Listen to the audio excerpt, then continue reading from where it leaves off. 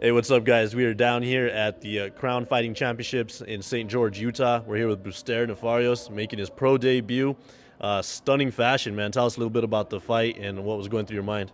Well, I started off, and I felt everything was great. The warm up from the locker room and everything, and I walked in there, and I knew what I was dealing with before I came out. Tough opponent and everything, and you never sleep on anybody, and I just game planned it. We had a game plan, and it was to execute, the style of his boxing and everything like that.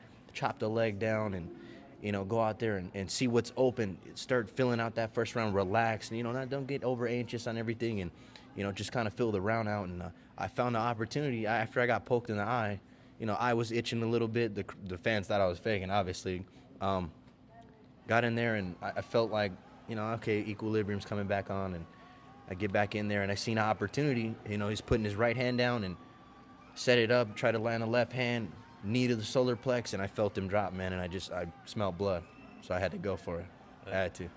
Tell us a little bit about that, like with the eye poke, and we've seen that in the past, man. Like it seems like whenever you do fight, you seem to get a lot of those, man. Is it like the fighting style because you do drop the hands a little bit, you think, or is it something else? It might be like prime example, like groin shots. I know it's because of the fighting base. Like I do Muay Thai, so my base is kind of like transitioning from wrestling and then the stand-up thing. So it's inevitable, but I try to avoid it as best as possible. Keep my distance. When I'm in, if I see something that's low, I'll try to anticipate it. You know what I mean?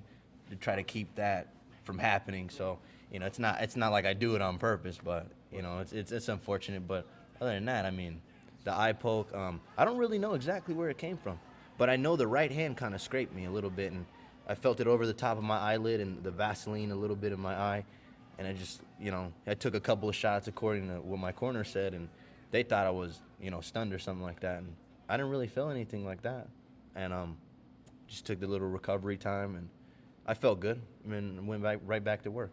You know what I mean?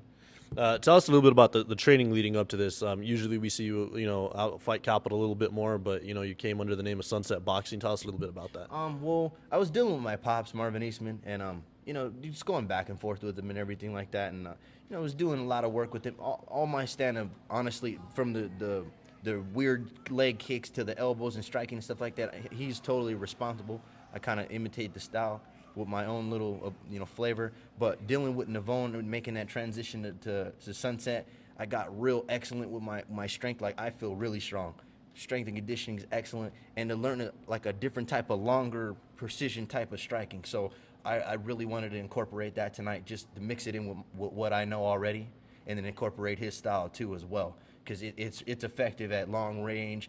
I didn't feel tired at all. Like that's what the style is. Don't get tired. You don't get tired, you lose. You don't lose the fight. So, dealing with him, and my excellent training partners, man. I've trained with world-class fighters, boxers, a couple dudes from Ray Longo's camp out there in the East Coast. Al Iaquinta, good dude to spar with and everything. And, dealing with some monsters, man. People bigger than me, and it just incorporated. I felt really confident. I thought about it like my dad told me before I came out. He's like, dude, you deal with a 215-pound UFC veteran, and if you could take me out, there's nobody at 45 you should be worried about. And I took that to heart, and my trainer said the same thing. He said, you got too many weapons to not let it out. You know what I mean? And that's what I felt like, and try to do what I had. So what's going to be next for you? I've heard you be pretty vocal about a fight that you say that you do want sometimes. Coming off of that amateur career, is that what you want next, or are you just going to kind of take it slow and let it play itself out? For me, I'll play it. At this point in my career, I feel great. You know what I mean? But when it comes to that, I let my manager decide that. Straight up, if he wants me to take it, I'll take it. Yeah, Ronnie John right here.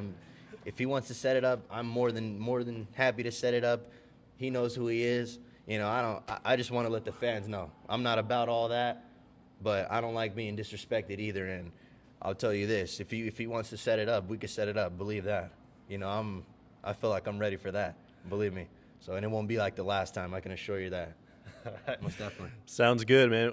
Like we said, a killer pro debut here. You guys can check that out on Fight Life Media's Facebook page, where actually we streamed it live. So make sure you guys get on there, Facebook/Fight Life Media.